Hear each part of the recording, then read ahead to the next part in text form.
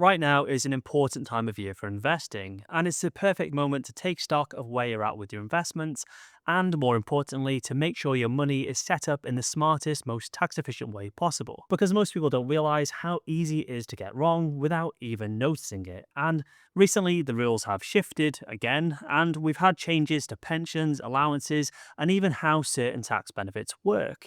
And anytime that happens, people start making decisions that cost them money without even realizing it. So today, I want to talk you through what you need to do and the simple adjustments you can make that will save you a huge amount over the long term. This could honestly be the most value you ever get out of a video. And I want to start with the account that almost everyone gets wrong and what people are panicking about right now, the lifetime ISA.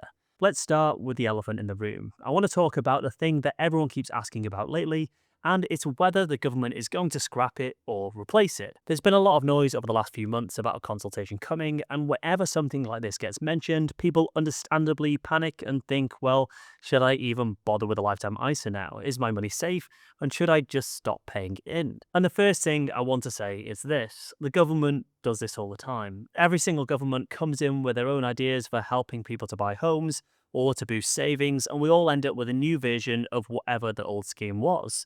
If you think back, we've had Help to Buy, shared ownership, the mortgage guarantee scheme, and the old Help to Buy ISA, and now the Lifetime ISA, which was launched back in 2017 as a replacement to the Help to Buy ISA. This is just one of the iterations. The government review these schemes constantly, and they don't all survive forever, but the people who already use them rarely get punished. Now, Martin Lewis actually confronted Rachel Reeves about this recently, and she confirmed two really important things that should hopefully calm people down a lot. The first thing she said was anyone who already had a lifetime ISA will be protected, meaning they're not going to suddenly remove the account from you or stop your bonus or anything dramatic like that. And the second thing she said, which actually is pretty reassuring, is that if they do bring in a new version or replace the ISA entirely, existing holders would likely be able to transfer into the new system if they choose to.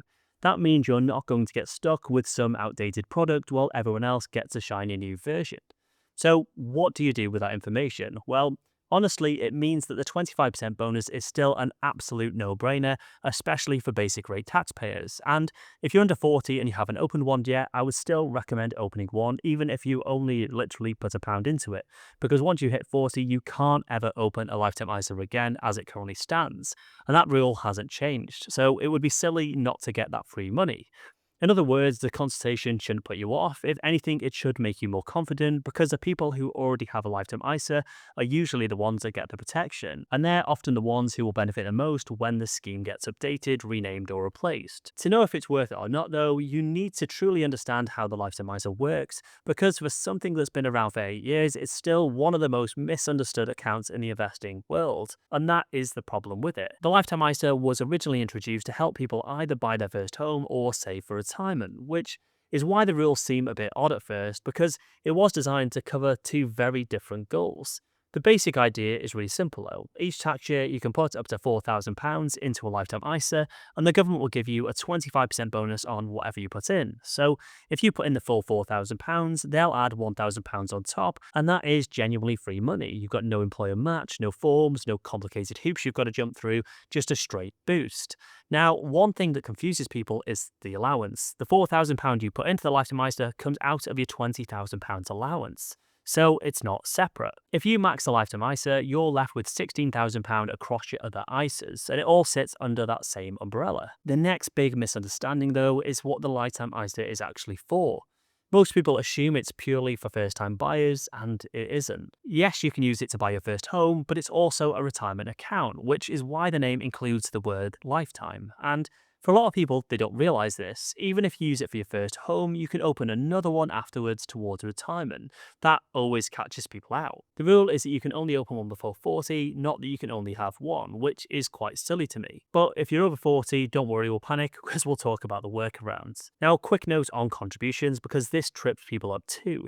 You can only open a lifetime ISA between 18 and 39, and you can only pay into one until you're 50. After that, it just grows like a normal ISA would, and you can withdraw everything tax-free from age 60. Now, that age 60 rule is the one that puts a lot of people off because it feels so far away. But remember, the lifetime ISA isn't meant to replace your ISA or your pension, it's meant to sit alongside them. Think of it as a future U-pot where the government is effectively giving you a 25% return simply for being patient. And if you're a basic rate taxpayer, that 25% boost is actually better than the 20% pension tax relief you would get on the way in. One of the architects of the lifetime ISA actually calculated that for a basic rate taxpayer with the same investments and no employer match, using a lifetime ISA instead of a pension can leave you roughly 17.6% better off in retirement, just because of how tax works. But the minute you add in employer contributions, pensions usually smash that out of the water, which is why I still say for most employees, you start with your workplace pension, then look at lifetime ISAs as a complement. The really bad thing about the account, which was designed to be bad intentionally, is the penalty, because this is where most of the confusion comes from. If you take money out early for anything other than buying your first home or retiring at 60, there's a 25% withdrawal penalty. And this is important because a penalty applies to the full value of your withdrawal, not just the bonus. So if you put in £100 and the government adds £25, your total is £125. Now, if you withdraw it early, that 25% penalty applies to the entire amount. So you would get back around £93, which is an effective loss of 6.25%. You haven't just lost a bonus, you're also losing money out of your own pocket too that vanishes into the government's pockets. It sounds silly, but it's designed that way intentionally to keep the account for its actual purpose. Originally, they were just trying to discourage people from taking money out. Another question I get asked constantly is whether the lifetime ISA is worth it for higher rate taxpayers. And honestly, the answer is usually pensions are better for them because the tax relief is so much higher. But for basic rate taxpayers, a lifetime ISA is hands down one of the most generous products on the market. And even for higher rate earners, it can still make sense if you want a guaranteed tax-free chunk at 60, or you want more flexibility across different account types later in life. Fees also come up a lot too. Some lifetime ISA providers do charge more than a standard ISA, and people often worry that the fees will wipe out the gains. But even with higher fees, the bonus is so big for most people, especially basic rate taxpayers, it still works out massively better in your favor. And honestly, the fees aren't all that high.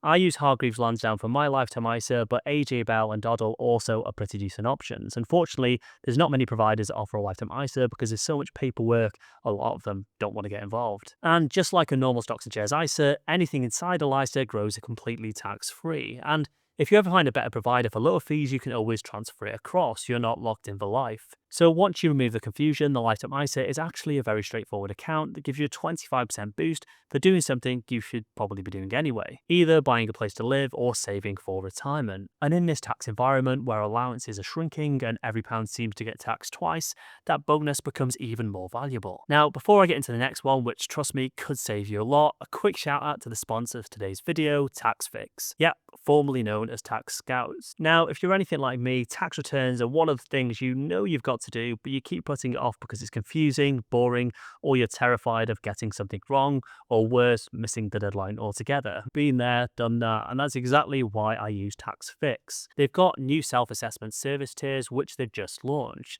They've now got 3 levels. You've got Essentials, Plus, and Platinum, so you only pay for the support you actually need. No matter which one you pick, you get matched with a UK accredited personal accountant who prepares, checks, and files your self-assessment for you. Plus, helps optimize your return to make sure you're not paying more tax than you should be. And for peace of mind, everything they submit comes with a 100% accuracy guarantee. So if anything ever needs fixing, they've got you covered. And if you want some extra reassurance, the Plus tier adds things like a personal tax summary and a consultation call to go through everything. And if you really want to stay on top of your taxes year round, Platinum gives you ongoing accounting support, strategic tax planning calls, HMRC investigation coverage, and basically the whole package. Everything's a one-off fixed price, paid up front, no hidden fees, no weird surprises, just the exact support level you choose. And right now you can get 35% off your first self-assessment using the exclusive link down below. So don't get caught out by the self-assessment deadline, let TaxFix handle it, pick the plan that fits you, and finally tick that one off your list. Now we've cleared the lifetime ISA up, I want to move on to the account that almost everyone in the UK should be using in some form, and that's the Stocks and Shares ISA. This is probably the simplest and most flexible account we have, but every year people either don't use it or they invest outside of it without realizing they're setting themselves up for its big tax bill later. And the frustrating part here is that ISAs are designed to stop exactly that. Everything you hold inside an ISA grows completely tax-free, so there's no dividend tax, capital gains tax, no tax on interest, and no tax when you withdraw the money. It's one of the cleanest systems we've got, especially at a time when other allowances are being quietly reduced. Just look at what's already changed over the last couple of years. The dividend allowance has been cut aggressively. It used to be £2,000, then it was £1,000, now it just sits at £500. We've got the capital gains tax, which used to be really generous at £12,000. That's gone down to £6,000 and now all the way down to £3,000. And the really important part to this is income tax thresholds have now been frozen rather than rising with inflation. That freeze has been extended to run until the end of the decade, which is crazy. Which means more people are now going to be pulled into the higher tax bands every single year, even if their real incomes haven't actually gone up. That's why the ISA is becoming more important and not less. It acts as a shield against all of these creeping taxes. Another thing people aren't thinking about is how important the ISA is for anyone who wants even the option of retiring early. Your pension is locked until at least age 57, that could easily move to 58 or 60 by the time you get there.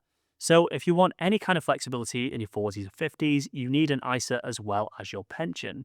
This is the account that bridges the gap, and it also becomes an important tool for giving you additional tax-free income alongside your pension. But be sure you've got your pension sorted. Now, I've seen that people are worrying about the potential changes to ISAs because of everything that's been going on with tax and the budgets. But nothing has changed negatively in terms of ISA tax protections. If anything, protections have moved the other way, with the deposit guarantee on cash savings rising up to £120,000 per person but per institution. That sits alongside the existing ISA rules and it doesn't replace them. If anything, ISAs look even more important moving forwards because so many other allowances have been tightened. So if you've been on the fence or you've been meaning to start investing but you didn't know where to begin, opening a simple low-cost stocks and shares ISA is usually the best first step. It's where you build flexibility and where you shelter your investments from tax. And it's where most people should be focusing once their pension contributions are sorted. The ISA is one of the last genuinely tax-free tools we have in the UK, and most people massively underestimate how valuable that is over a lifetime. There's also been a lot of noise recently about cash ISAs. Now their limit is due to be capped at £12,000 within the £20,000 ISA allowance from April 2027 for most adults. The key here being 2027, so don't worry, you've got another year. The easier way around this, though, is just to utilize a money market fund. You can buy these within your stocks and shares ISA and avoid that specific cash ISA cap. I use these all the time to park my cash between buying investments. Now, there is some talk about these being reviewed to look at what counts as a cash-like investment and whether people are using them to get around the new cash ISA limit. I mean, spoiler, we definitely would be. A few headlines made it sound like the ISA rules were changing or that certain products might be restricted, but nothing concrete has happened. The overall £20,000 allowance hasn't changed. Cash ISAs are still protected, and money market funds are still allowed inside a stocks and shares ISA exactly as normal. The Treasury is reviewing how certain products should be classified, but that's all it is right now, a review.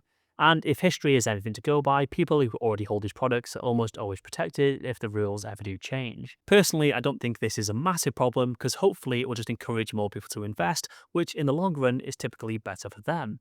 And this is exactly why getting the right account strategy matters now more than ever. When allowances shrink and thresholds stay frozen, every mistake becomes more expensive and every smart decision becomes more valuable. Because the truth is, most people don't feel richer right now, yet more of their savings and investments are being pulled into the higher tax net purely because the rules have changed around them. And this is where people will slip up. They keep using the same accounts they've always used, even though those accounts no longer are the most tax efficient place for the money. Some trigger hidden taxes and others miss out on employer contributions, and a huge number of people underutilize their ISA and lifetime allowances properly. And a huge number of people underuse their ISA allowance simply because they don't understand how powerful they actually are. A really common mistake I'm seeing now with investing is with cash. People are holding decent amounts in savings accounts, rates are looking good on paper, and they don't realise how quickly the tax kicks in now. For a basic rate taxpayer, you can earn £1,000 in a year before paying tax.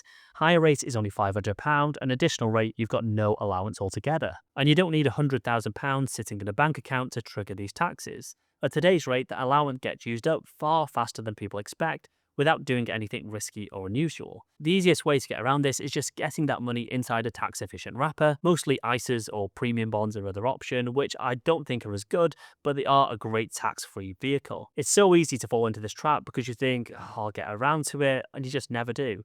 So before you change your investments or increase your contributions or decide which account to prioritize, you need to get the order right. And remember, if you're not getting that good savings rate on your money, somebody else is. So make sure you're the one that gets it. So before you change your investments or you increase your contributions or decide which account to prioritize, you need to get the order right, because choosing the right account can make you thousands over your investing lifetime, even if your actual investments stay exactly the same. Let me walk you through the order that actually makes sense for most people, especially in the current tax environment, and how to think about each option in a way that protects your money rather than exposes it to unnecessary tax. Now we've covered the main account, this is where everything ties together, because the truth is, most people don't lose money picking the wrong investments, they lose money because they choose the wrong accounts. They put the money in places that get taxed, and this is what you really need to get right, so you make the most of all the bonuses on offer to you. So before you change your contributions or start rearranging your portfolio, you need to get the order right. This is a part that actually saves you money every single year, even if your investments stay the same. And in the current tax environment, getting this order wrong has become so much more expensive because the allowances are shrinking and the thresholds are frozen. So here's the order that usually makes sense for most people. Number one is your workplace pension, especially if there's employer matching. This is free money. Nothing else beats it. If your employer matches 3% or 5%, whatever it is, take that first up to their match. Number two, either the lifetime ISA or your pension, depending on your tax rate. Now, here's a simple rule. So, if you're a basic rate taxpayer, the lifetime ISA is usually stronger because it has a 25% bonus, which beats the 20% pension tax relief. If you're a higher rate or additional rate taxpayer, the pension jumps ahead because of the 40 or 45% tax relief, which is unmatched. So, for a basic rate employee, you want to go workplace pension, then your lifetime ISA. Then it's a toss up between SIP or ISA, depending on how much you're going to have when you retire. Then it would go into your ISA, any left over. And then if you're lucky enough to have any left over that would be your general investment account or your premium bonds. So for any higher rate taxpayers, you want to go workplace pension, then into your pension or SIP. Then it's a toss up between the ISA and lifetime ISA, depending on access. Then into your ISA, and then also go into your general investment account or premium bonds. Now, three is the stocks and shares ISA. Now, this is your flexible pot. So you want to use this for either early retirement or bridging the gap before pension age, tax-free withdrawals. And then lastly, you've got here the general investment account. This is just for the overflow and only use it when the others are full, because everything here can trigger dividend and capital gains tax, and you've got really small allowances. If you're maxed out on them limits, premium bonds are an okay option here. The returns aren't amazing, but they do have the benefit of being tax-free as the interest is classed to the price, so it isn't taxed, and let's be honest, it's really fun getting a prize every month. This order won't apply to absolutely everyone. Higher rate taxpayers will often prioritize pensions earlier. Self-employed people will sometimes swap these around. But for most people, this framework stops them from giving money to the taxman unnecessarily. And the best part is that nothing in this order requires you to pick any risk investments or time the market. It's purely about using the UK system the way it's designed to be used and letting the tax advantages do the heavy lifting for you. So what should you actually do after watching this? Well, first, just take 10 minutes to map out where your money is going right now. Literally get that thing out called a pen and paper and write it down if you have to. And ask yourself these questions. How much is going into your pension? Are you using a lifetime ISA if you're eligible? And how much are you putting into your ISA? And are you investing outside of these in a general investment account without really thinking about the tax? Second, compare that order to what we've just walked through and ask yourself honestly, are you leaving free money on the table from your employer? Are you ignoring a 25% lifetime ISA bonus when you're a basic rate taxpayer under 40? Are you putting money into a general investment account when your ISA allowance is untouched? At the very least, put that money inside a cash ISA, even if it's not your long-term goal. Because remember, you can always transfer it later. Most people can find at least one thing they can fix straight away just from doing that, and it takes 10 minutes. Now, third is to tidy up anything that's clearly in the wrong place. If you have investments sat in a general investment account that could be inside an ISA, look at shifting them over in a sensible way. If you're eligible for a lighter ISA and it fits your goal, at least get one open and put £1 in there so you've got the option later. And if you're a higher rate taxpayer and you're barely using your pension, that is a clear area to revisit. But don't panic, none of this has to be perfect overnight. The goal is to just move yourself closer to the setup where the accounts are working for you rather than against you. And of course, if your situation is more complex than this and you're unsure, this is a point where speaking to someone can help. Helping people to sort this out and say what I would do is what I help people with every single week. But what I can say to you is this: if you get your account choices roughly right, use the main allowances available to you, and stay consistent for the next decade or two, you will be miles ahead of most people in the UK, even if you never pick the fancy tech stock that's going to rise and rocket overnight. With average returns, you'll be a huge success. You will keep more of what you earn, you will give less away in unnecessary tax, and you will give yourself options later in life that most people will never get, sadly. If you found this helpful and you want to go deeper on how I actually invest inside these accounts, you can check out my latest portfolio update right here. And if you've seen it, this video should also be really helpful. And I'll leave you with this: make sure you hit those deadlines and maximize everything you can, because I know I will be. Thanks for watching, and I'll see you in the next one.